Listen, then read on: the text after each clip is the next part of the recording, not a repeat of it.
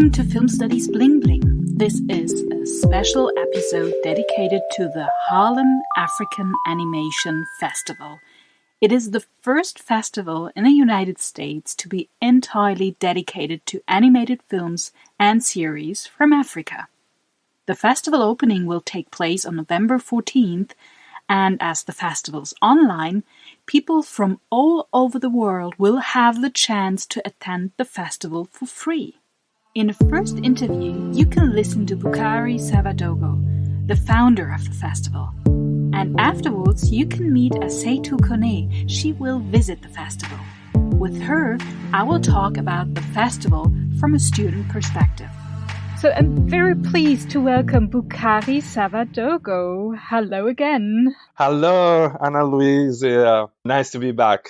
Some listeners already know you, Bukari, because in episode 11, you were my Bling of the Month. You are assistant professor of cinema studies at the City University of New York. And in the aforementioned episode, we talked about your outstanding research on African cinema. And well, now we have decided to produce a special edition because from November 14th until November 22nd, the first edition of the Harlem African Animation Festival takes place, and you are the founder of the festival. So we thought, well, it might be a good idea to have a little chat about the festival and to use the podcast to promote this really exciting event. Bukari, you founded the festival earlier this year, as far as I know, and the first edition was initially scheduled to be held in May this year. Mm-hmm. Oh my God. I had a track right before outside my window. Oh my God. Sorry, New York. No problem. Yeah, that's New York. That's nice. And it was, well, held, scheduled to be in May, right? And then the pandemic hit. So the festival was initially planned as a festival taking place in a cinema, and now it has become an online edition.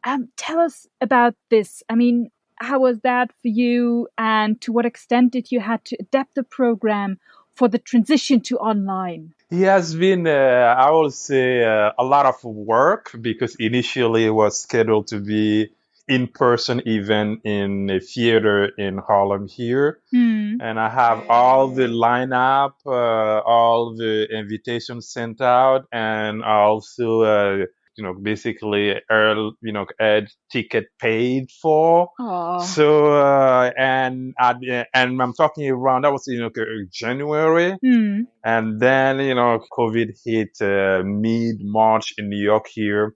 And I said, okay, you know what, maybe it's something that will be, a bit very temporary. Oh, no. And then it was a roller coaster. And then I think in May, I decided to push the festival to postpone it until October 17 and 18, hoping that by then, New York would allow cinema theaters to open and the festival will be in person. And then October, yes. And nothing happened. And I'm like, okay, you know what? There is one option, which is to do it online. I know it will be a lot of work. And I knew also that I will lose some of the segment of the festival. I will have to condense, a digital edition. And also I know that, there is nothing that can replace the human interaction. And it's very difficult to replicate digitally.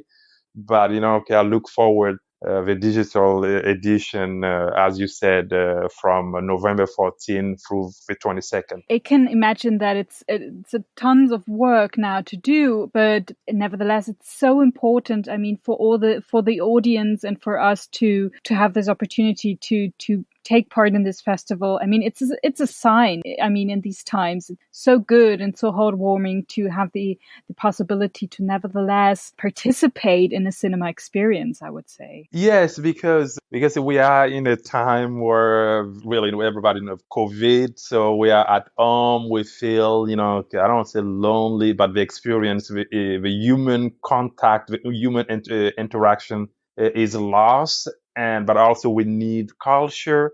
We need some semblance of life to still go on. And we know that for cinema, the industry is really impacted. So I think little efforts like festivals will really rekindle the fire there to help us, we in cinema, to keep going, but also to support creators in the realm of culture. Bukhari, what objectives are you aiming to achieve with the festival? I mean, except from the things you mentioned now, what were the objectives when you founded the festival initially, and what are the objectives you're still holding on now? The objective still stays the same because, excuse me, maybe to give a little background to how I came to founding this festival. Yeah, It went, beautiful. it goes back to, 3 years ago, because 3 years ago I was doing research on my second book, African Film Studies and Introduction. And in that book, there is a chapter on African animation. And I really, struggled to find scholarly written articles on African animation or animation in Africa. You only have a couple of them. As of now, there is no book on African animation. So, and as I go through it, I realize how this is a long tradition in Africa of producing animation that goes back, to the mid 1960s. So for me, it's really to bring attention and to give voice and presence to African animation in the US here, because this is the first festival in the US that is entirely devoted to African animation. So to give voice to the African animation, but also to celebrate a practice that is well established in Africa. But yet, even on the continent, not much has been said or done or celebrate animation. So for me, is really to give presence, to celebrate, and also to help people in the diaspora to reconnect with African culture, to reconnect with identity, and to reconnect with oral storytelling. Wow. And tell us about the programming activities of the festival. What will we and the guests be able to watch and experience? Because of COVID, this is a scaled down program. So the program activities include live streaming of selected films. Mm-hmm. And second will be panel discussion that we'll have.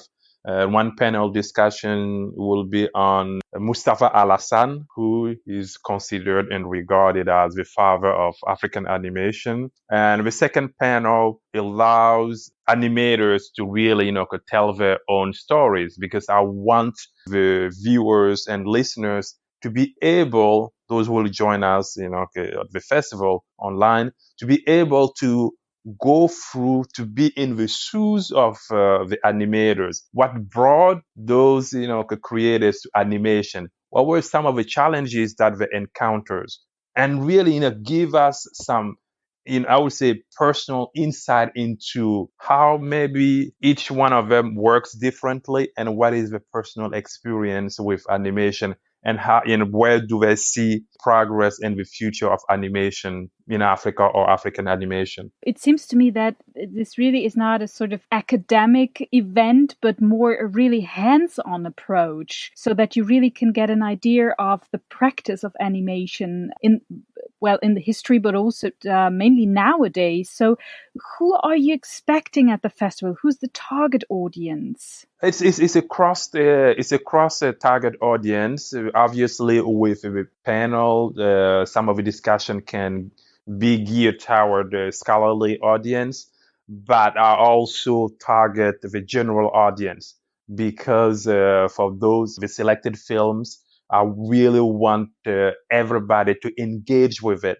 and not, necessarily, watch the film with critical lenses, trying to dissect the film and its thematic or technical elements. No, because I will take the specific example of the African immigrant communities in the US. One of the challenge for, we can call it, the second generation children born here, or children, who are brought here younger. Some of the challenge that parents face is really how do you reconnect with the culture back home, but also be rooted in the US here. And I think that okay, some of those animated films and series kind of takes the viewer back into the cultural context of Africa. So just you take the example of the African immigrant community to say that it's geared, with the target audience is not only, academic scholarly, but the scholars, but also everybody, the general audience. Hmm.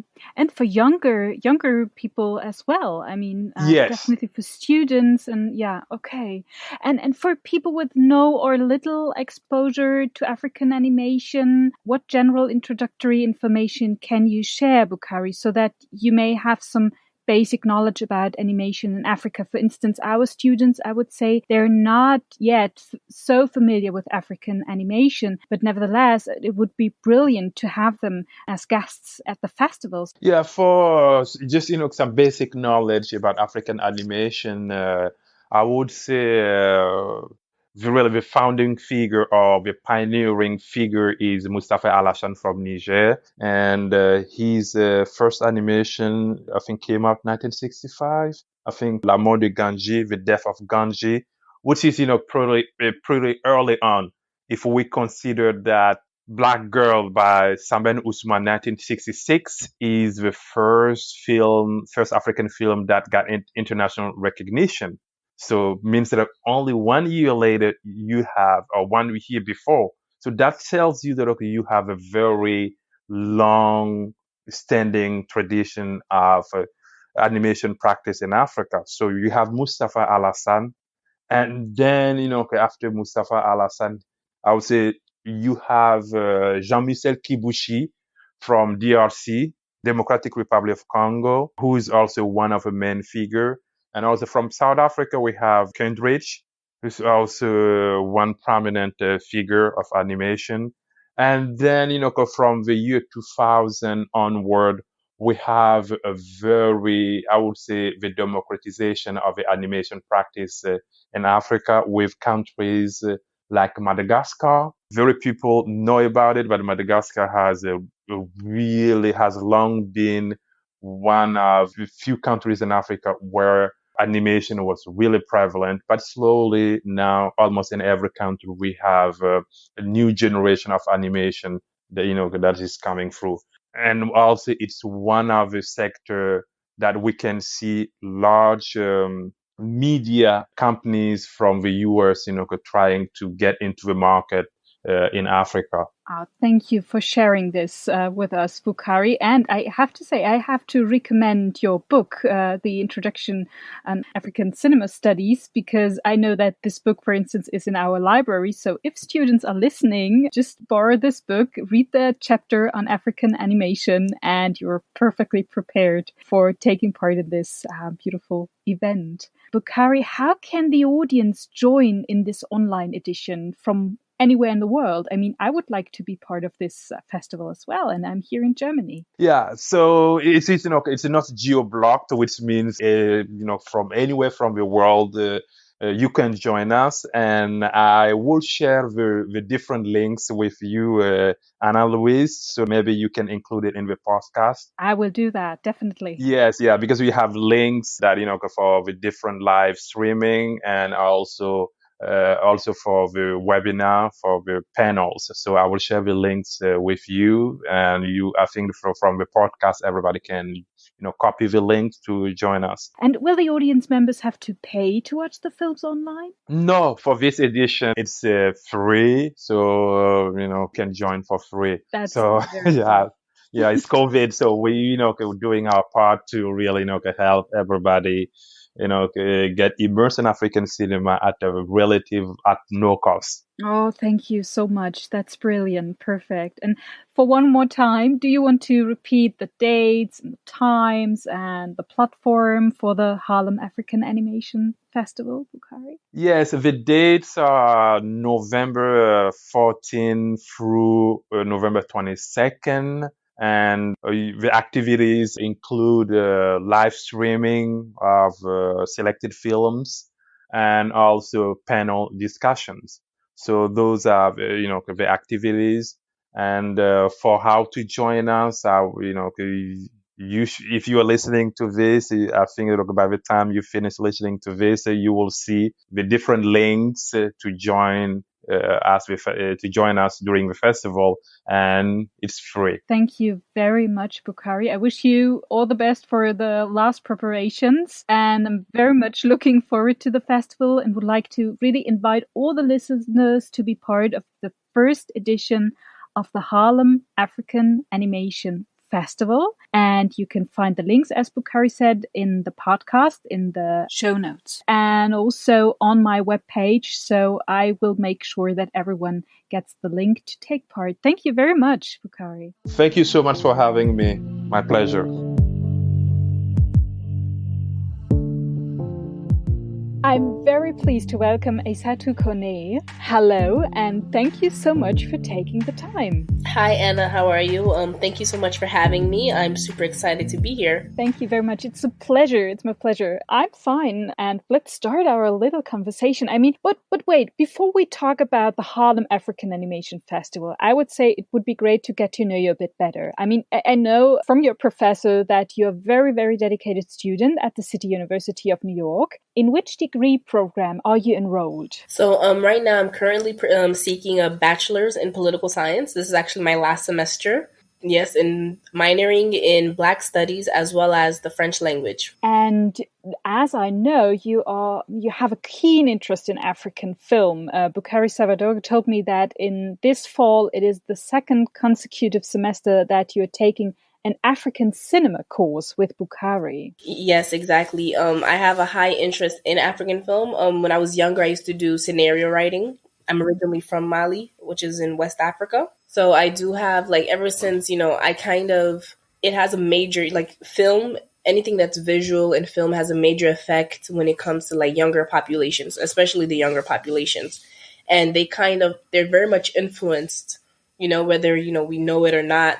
They're very much influenced by what happens or what's going on. Whatever they see is something that they carry in a certain sense. Okay. So I feel like it's very important to properly kind of attribute, what we're showing to them, and representation definitely matters. Does film plays a role also in your current, you take part in the Sahel Young Professional Program, you're a program analyst in this program. Is there audiovisual media, is it also a part of this program? Can you tell us a bit about that? So the Sahel Young Professional Program is under the Sahel Development Initiatives, and it's more of a career bridging the gap between young adults and receiving a career. And I would say the visual aspect of it be, just kind of the image, what you're promoting for young people to be encouraged to apply into a program that would help them kind of,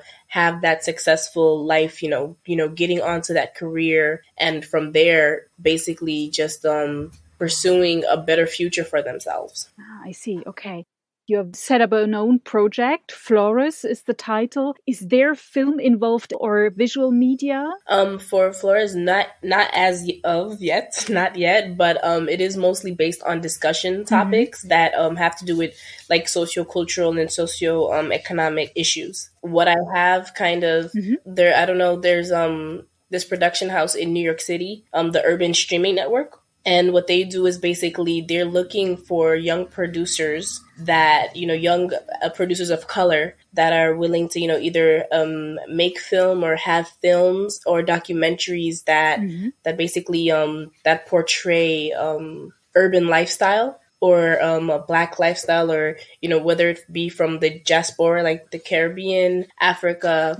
And right now I'm kind of using my platform to recruit in that sense, people who are able to do that or who already have a production house. Aissatou, we have decided to produce this special edition because from November 14th until November 22nd, the first edition of the Harlem African Animation Festival takes place and you will attend the festival. Do you regularly attend film festival or particularly African film festivals in New York City? I don't, honestly. Ever since I started, I've had a certain interest between kind of the theater world and film. last year, I believe, yes, last year, Professor Sawadogo invited me to an African film festival, and it was maybe my first or second time, and I found it like just so interesting that, you know, the different subjects and different things that I was seeing from, you know, different filmmakers and their perspective of things, especially things that, you know, I would have assumed were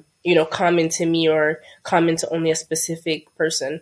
And what do you particularly looking forward to during the Harlem African Animation Festival? I think I'm looking mostly for like common understanding, kind of like, you know, you want to resonate with what, you know, the film is talking about. I feel like, you know, that's really important. People like to resonate with the main character or resonate with the situation that's going on. And when it comes to like kind of animated film, I think it's going to be very interesting to see, you know, how you connect that with African culture. And, you know, it's such African continent is just so diverse within itself that there's so many ways it could go, and there's so many things that, you know, to see. So I'm really much looking forward to, you know, the diversity of that. And what is your favorite African animated film or an African story you would like to see it animated so that the film can perhaps be seen at a future edition of the Harlem African Animation Festival? So the two films that, you know, are like pretty popular, Kirikou.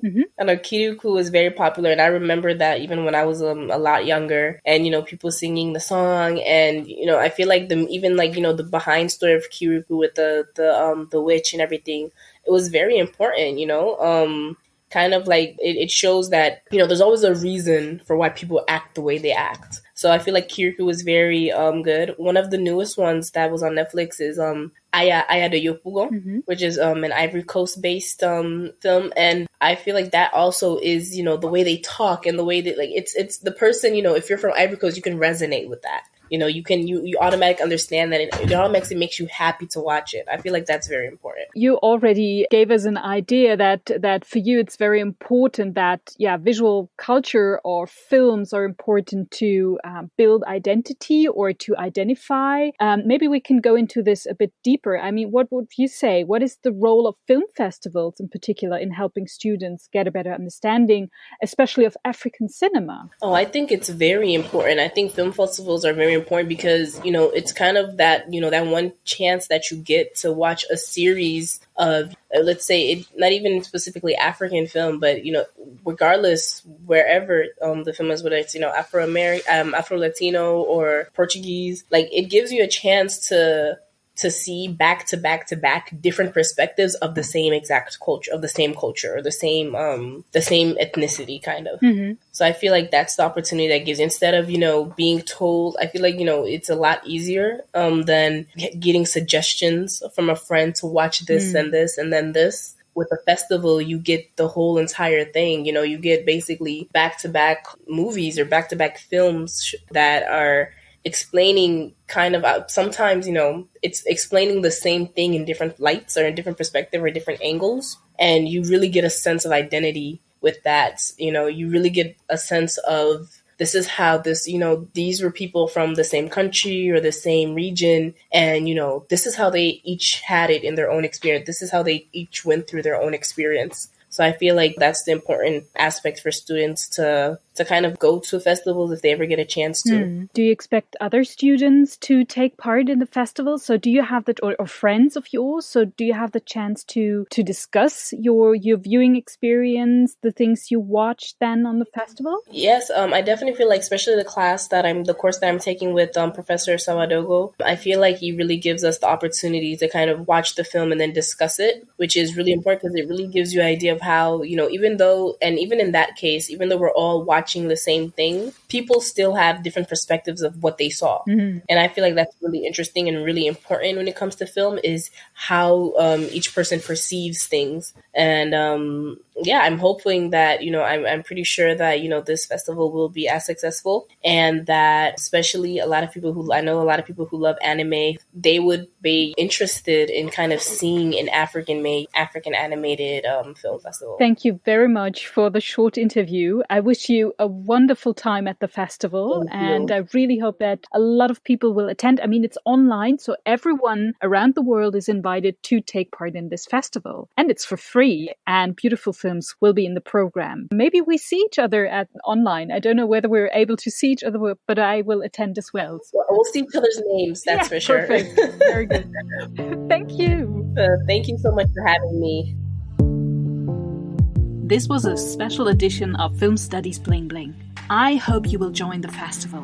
The links you need to attend the screening can be found in the show notes and in the episode description of this podcast. If you type Film Studies Bling Bling into a search engine, you can find my website. Here I will place the links to the festival as well.